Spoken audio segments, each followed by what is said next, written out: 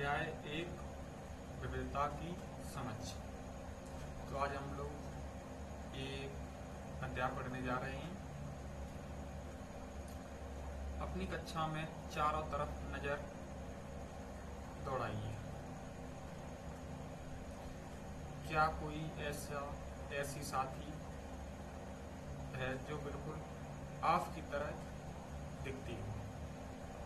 इस पाठ में आप पढ़ेंगे कि लोग एक दूसरे से कई मामलों में भिन्न होते हैं। वे न केवल अलग दिखते हैं बल्कि अलग अलग क्षेत्रों से भी आते हैं। उनके धर्म, रहन सहन, खान पान, भाषा, त्योहार आदि भी भिन्न होती हैं। ये भिन्नताएं हमारे जीवन को कई तरह से रोचक एवं समृद्ध बनाती हैं। इन भिन्नताओं के कारण ही भारत में विविधता है। विविधता या अनेकता हमारे जीवन को किस तरह बेहतर बनाती है? भारत इतनी विविधताओं वाला देश कैसे बना? क्या सभी तरह की भिन्नताएं विविधता का ही भाग होती हैं? चलिए कुछ उत्तर पाने के लिए हम इस पाठ को पढ़ेंगे। ये देखिए, आप लोगों में से किसी न किसी ने ऐसी ड्राइंग बनाई है, अच्छी लग रही है। आपकी उम्र के 3 बच्चों ने ऊपर दिए गए चित्र बनाए हैं। खाली बॉक्स में आप अपना चित्र बनाइए। क्या आपका चित्र अन्य तीनों चित्रों जैसा ही है? हो सकता है आपका चित्र इन तीनों से बहुत भिन्न हो, जैसे कि ये तीनों चित्र आपस में एक दूसरे से नहीं मिलते हैं। ऐसा इसलिए है कि आप सबका चित्रकारी करने का अपना अपना एक तरीका होता है। जिस तरह हमारी चित्रकारी में भिन्नता है, उसी तरह हमारे रूप, रंग, खान पान आदि में भी भिन्नता है। ठीक, तो आप लोग भी अपना एक चित्र बनाइए। देखिए, इनके जैसा ही बनता है कि आपका अलग बनेगा।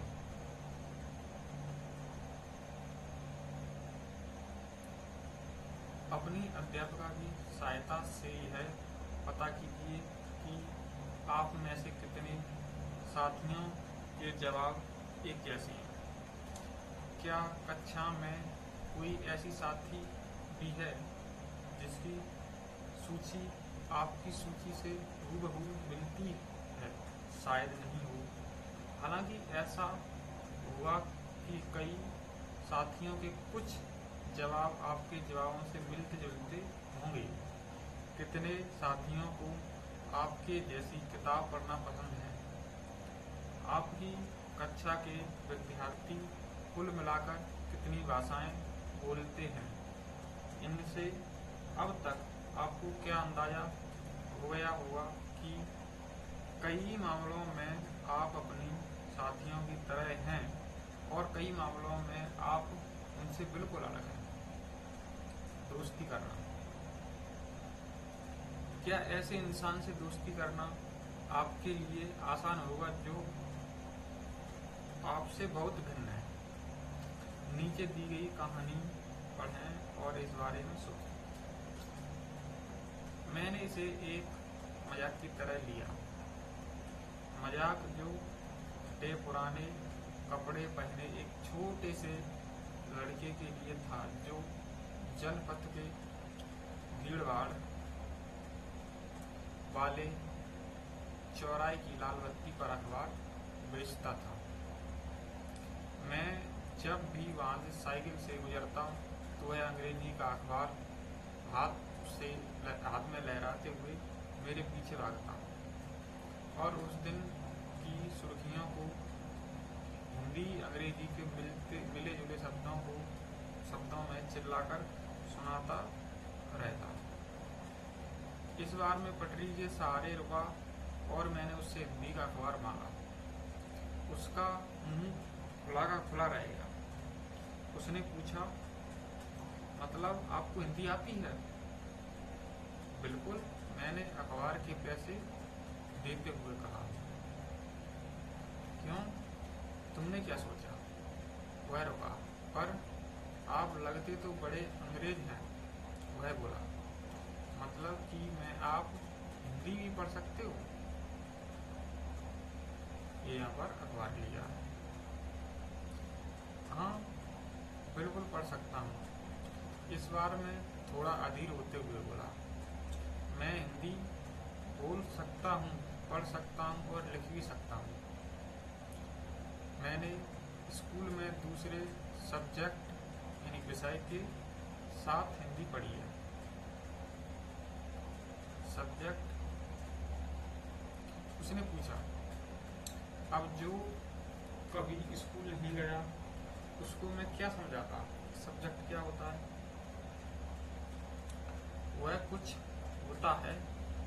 मैंने शुरू किया ही था कि बत्ती हरी हो गई और मेरे पीछे गाड़ियों के हॉर्न का शोर 100 गुना बढ़ गया। मैंने भी अपने आप को ट्रैफिक के साथ आगे बढ़ने दिया। अगले दिन वह फिर से वहाँ पर आया था और मुस्कुरा रहा था और मेरी तरफ हिंदी का अखबार बढ़ाते हुए उसने कहा, भैया आपका अखबार है। आप बताइए ये सब्जेक्ट क्या चीज़ है? अंग्रेजी का यह शब्द उसकी जबान पर अजीब लग रहा था। ऐसा लगा मानो अंग्रेजी में सब्जेक्ट शब्द का जो दूसरा अर्थ है प्रजा, उस अर्थ में वह उसका प्रयोग कर रहा है। यह कुछ पढ़ाई लिखाई से संबंधित है, मैंने कहा। उसके बाद चूंकि बत्ती लाल हो गई थी सो मैंने पूछा, तुम कभी स्कूल गए हो? कभी नहीं, उसने जवाब दिया। फिर बात बढ़ाते हुए उसने गर्व से कहा, मैं जब इतना ऊंचा था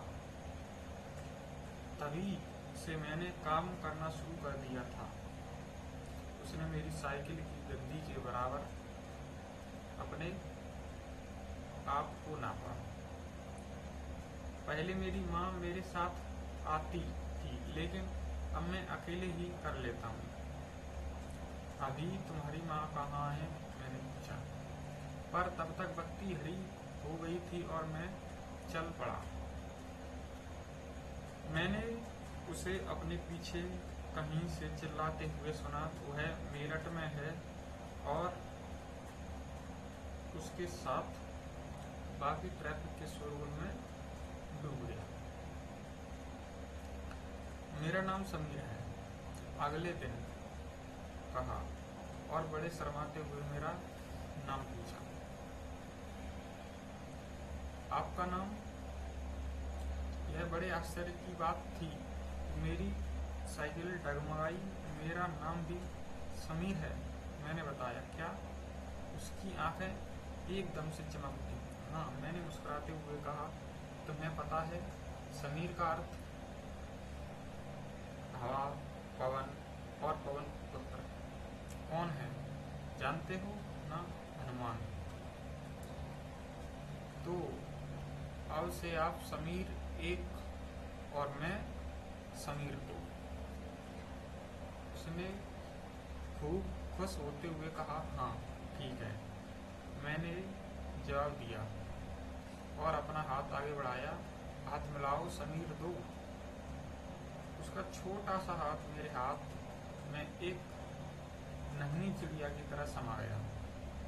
मैंने साइकिल चलाकर आगे बढ़ चुका था और उसके हाथ की गर्माहट अब तक महसूस कर रहा था। अगले दिन उसके चेहरे पर उसकी अपरिचित मुस्कान नहीं थी। मेरठ में बड़ी गड़बड़ हो गई है, उसने कहा। वहाँ दंगों में बहुत लोग मारे गए हैं। मैंने मुख्य अखबार की सुर्खियों की तरफ देखा। बड़े बड़े अक्षरों में लिखा था, सांप्रदायिक दंगे। लेकिन समीर, मैंने शुरू किया ही था। मैं मुस्लिम समीर हूँ, वह बोला, और मेरे सभी लोग मेरठ में हैं। उसकी आंखें भर आईं। जब मैंने उसके कंधे पर हाथ रखा, उसने नजर ऊपर नहीं उठाई। समीर एक, समीर दो में। अगले दिन वह चौराहे पर नहीं था। न उसके अगले दिन वह दिखा और न फिर कभी। अंग्रेजी या हिंदी का कोई अखबार मुझे नहीं बता सका कि समीर दो आखिर गया कहाँ।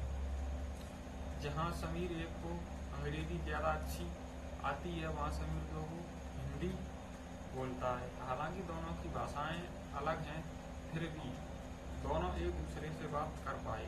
उन्होंने इसके लिए प्रयास किया क्योंकि उनके लिए बात करना महत्वपूर्ण था। समीर एक और समीर दो की धार्मिक और सांस्कृतिक पृष्ठभूमियाँ भी अलग हैं। जहाँ समीर एक हिंदू है, वहीं समीर दो मुसलमान हैं। दोनों में दोस्ती हुई क्योंकि दोनों दोस्ती करना चाहते थे।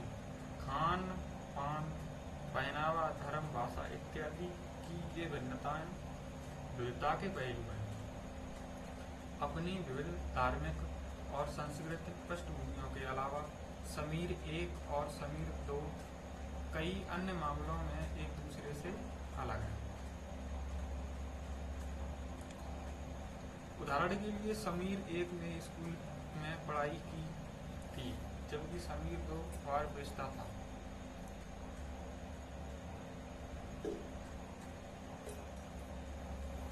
समीर दो को स्कूल जाने का मौका मिला ही नहीं। आपने संभवतः अपने इलाके में ऐसे कई लोगों को देखा होगा जो गरीब हैं और जिनके भोजन, घर, कपड़े की जरूरतें भी पूरी नहीं हो पाती हैं। यह फर्क उन फर्क से अलग है जिसके बारे हमने पहले पढ़ा। यह विविधता का रूप नहीं है, बल्कि गैर बराबरी का रूप है। गैर बराबरी का अर्थ है, यानी मतलब है कि कुछ लोगों के पास न अवसर हैं और न ही जमीन या पैसे जैसे संसाधन जो दूसरों के पास हैं। इसीलिए गरीबी और अमीरी विविधता का रूप नहीं है, यह लोगों के बीच मौजूद असमानता यानी गैर बराबरी है। जाति व्यवस्था असमानता का ही एक और उदाहरण है। इस व्यवस्था में समाज को अलग अलग समूह में बांटा गया है। इस बंटवारे का आधार लोग किस किस तरह का काम करते हैं, लोग किस जाति में पैदा होते थे, उसे बदल नहीं सकते। उदाहरण के लिए, अगर आप कुमार के घर में पैदा हो गई हो तो आपकी जाति कुमार होती और आप बस वहीं बन सकती थी। कोई व्यक्ति जाति से जुड़ा अपना पेशा भी नहीं बदल सकता था, इसलिए उस ज्ञान के अलावा किसी अन्य ज्ञान को हासिल करना जरूरी नहीं समझा जाता। इससे गैर बराबरी पैदा हुई। आप इस बारे में अगले पाठों में पढ़ेंगे। विविधता हमारे जीवन को कैसे समृद्ध करती है। जैसे समीर एक और समीर दो दोस्त बन गए, ठीक वैसे ही आपकी भी सहेलियां होंगी जो आपसे बहुत अलग होंगी। आपने शायद उनके घर में अलग तरह का खाना खाया होगा, उनके साथ अलग त्योहार मनाए होंगे, उनके कपड़े पहन कर देखे होंगे और थोड़ी बहुत उनकी भाषा भी सीखी होगी। शायद तरह तरह के जानवरों, रानियों, साहसिक घटनाओं या भूतों की कहानियाँ पसंद होंगी। संभव है कि आपको खुद कहानी बनाने भी पसंद होगा। एक अच्छी कहानी पढ़ने से हमेशा खुशी मिलती है। उसको पढ़कर और ज़्यादा कहानियाँ बनाने के लिए नए नए विचार मिलते हैं। जो लोग कहानियाँ लिखते हैं वे विभिन्न स्रोतों, किताबों, वास्तविक जीवन और कल्पनाओं से प्रेरणा लेते हैं। कुछ लोग जंगल में जानवरों के नज़दीक रहे और उन्होंने जानवरों की दोस्ती व लड़ाइयों के बारे में कहानियाँ लिखी। कुछ अन्य लोग ने राजा रानियों के वृत्तांत पढ़कर प्यार और सम्मान के किस्से लिखे। कुछ ने अपने बचपन की यादें में गोते लगाए, स्कूल और दोस्तों की मधुर यादों से निकालकर कुछ साहस की कहानियाँ लिखी। कल्पना कीजिए कि जिनकी कहानियाँ आपने सुनी या पढ़ी हैं, उन सभी कलाकारों या कहानी सुनाने वालों को एक ऐसी जगह पर रहना पड़े जहाँ लोग केवल दो ही रंग के कपड़े पहनते हैं, लाल एवं सफेद, एक ही तरह का खाना खाते हैं, शायद आलू, समान रूप से दो पशु पक्षी को पालते हैं, उदाहरण के लिए हिरण और कौआ, और केवल सांप सीढ़ी खेल से अपना मनोरंजन करते हैं। ऐसी जगह रहकर वे कैसे कहानियाँ लिख पाएंगे? लिखना बहुत मुश्किल होगा अगर किसी को पता है कहानी होगा, क्योंकि उनके मन में कोई और विचार आएंगे। भारत में विविधता। भारत विविधताओं का देश है। हम विभिन्न भाषाएं बोलते हैं, विभिन्न प्रकार का खाना खाते हैं, अलग अलग त्यौहार मनाते हैं और भिन्न भिन्न धर्मों का पालन करते हैं, लेकिन गहराई से सोचें तो वास्तव में एक ही तरह की चीज करते हैं, केवल हमारे करने के तरीके अलग हैं। हम विविधता को कैसे समझें? करीब 200 वर्ष पहले जब रेल, हवाई जहाज, बस और कार हमारे जीवन का हिस्सा नहीं थे, तब भी लोग संसार के एक भाग से दूसरे भाग की यात्रा करते थे। वे पानी के जहाज में घोड़ों, ऊंटों पर बैठकर जाते या फिर पैदल चलकर। अक्सर ये यात्रा खेती और बसने के लिए, नई जमीन की तलाश में या फिर व्यापार के लिए की जाती थी। क्योंकि यात्रा में बहुत समय लगता था, इसीलिए लोग कई जगह पर अक्सर काफी लंबे समय तक ठहर जाते थे। इसके अलावा सूखे और अकाल के कारण भी कई लोग बार बार अपना घर-बार छोड़ देते थे। उन्हें जब भरपेट खाना तक नहीं मिलता था तो वे नई जगह जाकर बस जाते। कुछ लोग काम की तलाश में और कुछ युद्ध के कारण घर छोड़ देते थे। लोग जब नई जगह बसना शुरू करते थे तो उनके रहन सहन में थोड़ा बदलाव आ जाता था। कुछ चीज़ें वे नई जगह की अपना लेते और कुछ चीज़ों में वे पुराने दरे पर ही चलते रहते। इस तरह उनकी भाषा, भोजन, संगीत, धर्म आदि में नए और पुराने का मिश्रण होता रहता। उनकी संस्कृति और नई जगह की संस्कृति में आदान प्रदान होता और धीरे धीरे एक मिश्रित यानी मिली जुली संस्कृति उभरती। और अगर अलग अलग क्षेत्रों का इतिहास देखें तो हमें पता चलेगा कि किस तरह विभिन्न सांस्कृतिक प्रभावों ने वहाँ के जीवन और संस्कृति को आकार देने में योगदान दिया। इस तरह से कई क्षेत्र अपने विशिष्ट इतिहास के कारण विविधता संपन्न हो जाते थे। ठीक इसी प्रकार लोग अलग अलग तरह की भौगोलिक स्थितियों से किस प्रकार सामंजस्य बैठाते हैं, इससे भी विविधता उत्पन्न होती है। उदाहरण के लिए समुद्र के पास रहने में और पहाड़ी इलाकों में रहने में बड़ा फर्क है। न केवल वहाँ के लोगों के कपड़ों और खान पान की आदतों में फर्क होगा, बल्कि जिस तरह का काम वे करेंगे और वे भी अलग होंगे। शहरों में अक्सर लोग यह भूल जाते हैं कि उनका जीवन उनके भौतिक वातावरण से किस तरह गहराइयों से जुड़ा हुआ है। ऐसा इसलिए कि शहरों में लोग बिरले ही अपनी सब्जियां अनाज उगाते हैं, वे इन चीज़ों के लिए बाजार पर ही निर्भर रहते हैं। आइए भारत के दो भागों लद्दाख और केरल के उदाहरण के जरिए यह समझने की कोशिश करते हैं कि किसी क्षेत्र की विविधता पर उनके ऐतिहासिक और भौगोलिक कारकों का क्या असर पड़ता है। यह लद्दाख तो व्यापार के लिए एक अच्छा रास्ता माना गया, क्योंकि यहाँ कई घाटियाँ हैं जिनसे गुजरकर मध्य एशिया के काफिले उस इलाके में पहुँचते थे जिसे आज तिब्बत कहते हैं। ये काफिले अपने साथ मसाले, कच्चा रेशम, दरियाँ लेकर चलते थे।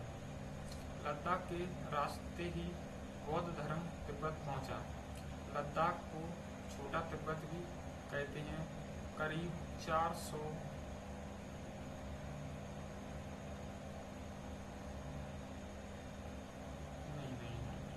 ये तो गड़बड़ हो गई, यहाँ से बढ़ना था अपने को, उसको हम बाद में पढ़ेंगे। लद्दाख जम्मू और कश्मीर के पूर्व में पहाड़ियों में बसा हुआ रेगिस्तानी इलाका है। यहाँ पर बहुत ही कम खेती संभव है, क्योंकि इस क्षेत्र में बारिश बिल्कुल नहीं होती है और यह इलाका हर वर्ष काफ़ी लंबे समय तक बर्फ से ढका रहता है। इस क्षेत्र में बहुत ही कम पेड़ उग पाते हैं। पीने के पानी के लिए लोग गर्मी के महीने में पिघलने वाली बर्फ पर निर्भर रहते हैं। यहाँ के लोग एक खास किस्म की बकरी पालते हैं जिससे पश्मीना ऊन मिलता है। यह ऊन कीमती है, इसलिए पश्मीना शाल बड़ी महंगी होती है। लद्दाख के लोग बड़ी सावधानी से इस ऊन को इकट्ठा करके कश्मीर के व्यापारियों को बेच देते हैं। मुख्यतः कश्मीर में ही पश्मीना शालें बुनी जाती हैं। यहाँ के लोग दूध से बने पदार्थ जैसे मक्खन, चीज एवं मांस खाते हैं। हर एक परिवार के पास कुछ गाय, बकरी और याक होती हैं। रेगिस्तान होने का यह मतलब नहीं कि व्यापारी यहाँ आने के लिए आकर्षित नहीं हुए। लद्दाख तो व्यापारियों के लिए एक अच्छा रास्ता माना गया, क्योंकि यहाँ कई घाटियाँ हैं जिनसे गुजर कर मध्य एशिया के काफिले उस इलाके में पहुँचते थे जिसे आज तिब्बत कहते हैं। ये काफिले अपने साथ मसाले, कच्चा रेशम, दरियाँ आदि लेकर चलते थे। लद्दाख के रास्ते ही बौद्ध धर्म तिब्बत पहुँचा। लद्दाख को छोटा तिब्बत भी कहते हैं। करीब 400 साल पहले यहाँ पर लोगों का इस्लामिक धर्म से परिचय हुआ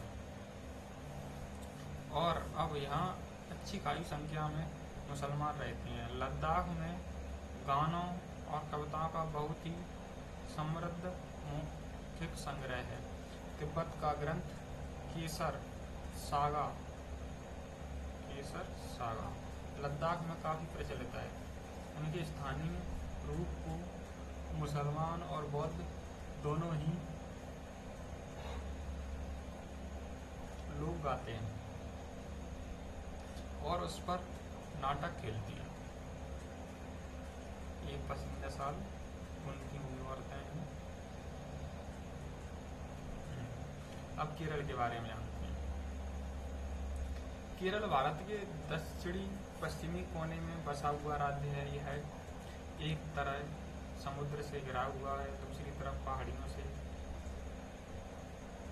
इन पहाड़ियों पर विभिन्न प्रकार के मसाले जैसे काली मिर्च, लौंग, इलायची इत्यादि उगाए जाते हैं। इन मसालों के कारण यह क्षेत्र व्यापारियों के लिए बहुत ही आकर्षक बना। सबसे पहले अरबी एवं यहूदी व्यापारी केरल आए। ऐसा माना जाता है कि ईसा मसीह के धर्मदूत संत थॉमस लगभग 2000 साल पहले यहाँ आए। भारत में ईसाई धर्म लाने का श्रेय इन्हीं को चाहता है। अरब से कई व्यापारी यहाँ आकर बस गए। इब्न बतूता ने जो करीब 700 साल पहले यहाँ आए, अपने यात्रा वृत्तांत में मुसलमानों के जीवन का विवरण देते हुए लिखा है कि मुसलमान समुदाय की यहाँ बड़ी इज्जत थी। वास्को डिगामा पानी के जहाज से यहाँ पहुंचे तो पुर्तगालियों ने यूरोप से भारत तक का समुद्री रास्ता जाना। इन सभी ऐतिहासिक प्रभावों के कारण केरल के लोग विभिन्न धर्मों का पालन करते हैं, जिनमें यहूदी, इस्लाम, ईसाई, हिंदू एवं बौद्ध धर्म शामिल है। चीन के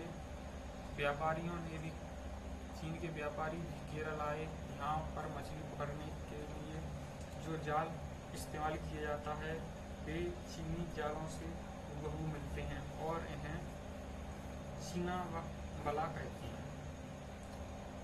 तलने के लिए लोग जो बर्तन इस्तेमाल करते हैं उसे चीना चट्टी कहते हैं। इसमें चीन शब्द इस बात की ओर इशारा करता है कि उसकी उत्पत्ति कहाँ हुई होगी। केरल की उपजाऊ जमीन और जलवायु चावल की खेती के लिए बहुत उपयुक्त है और वहाँ के अधिकतर लोग मछली, सब्जी और चावल खाते हैं।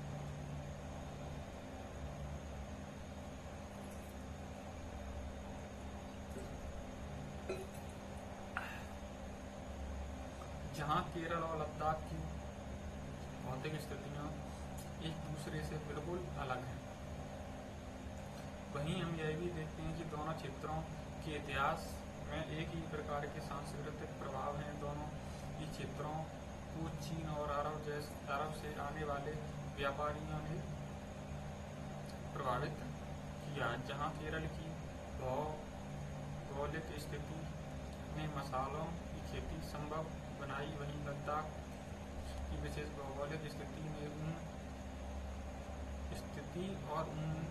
उनमें व्यापारियों को अपनी ओर खींचा। इस तरह पता चलता है कि किसी भी क्षेत्र के सांस्कृतिक और जीवन का उसके इतिहास और भूगोल से प्राय गहरा रिश्ता है। विविध संस्कृतियों का प्रभाव केवल बीते हुए कल की बात नहीं है। हमारे वर्तमान जीवन का आधार ही काम के लिए एक जगह से दूसरी जगह जाना है।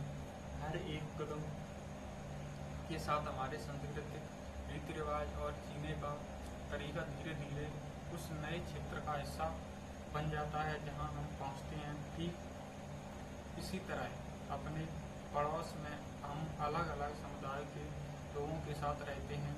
अपने रोजमर्रा के जीवन में हम मिलजुल कर काम करते हैं और एक दूसरे के रीति रिवाज और परंपराओं में घुल मिल जाते हैं।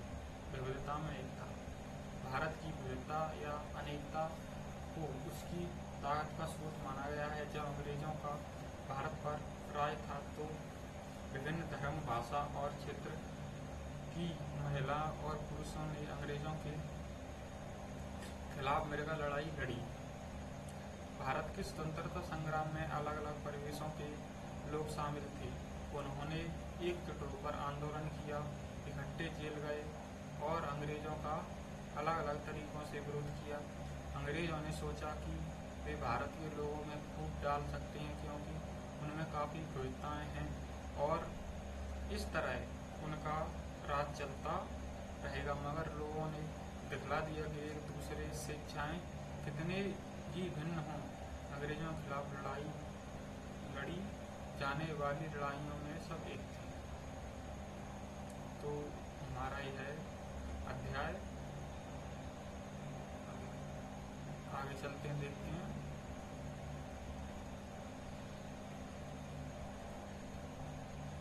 दिन खून के हमारे प्यारे भूल न जाना, खुशियों में अपने हम पर आंसू बहा के आना। ये हमारे कविता लिखी हुई है और अपन आगे देखते हैं। यह गीत सुनकर यह गीत अमृतसर में हुए जलियांवाला बाग हत्याकांड के बाद गाया जाता था। इस हत्याकांड में एक ब्रिटिश जनरल ने उन शांति प्रिय निहत्थे लोगों पर खुलेआम गोलियां चलवा दी थीं जो बाग में इकट्ठे होकर सभा कर रहे थे। महिला, पुरुष, हिंदू, मुसलमान एवं सिख कितने सारे लोग थे जो अंग्रेजों की पक्षपातपूर्ण नीति का विरोध करने के लिए जमा हुए थे। उसमें से बहुत लोगों की जानें गईं और उनसे भी ज्यादा घायल हुए।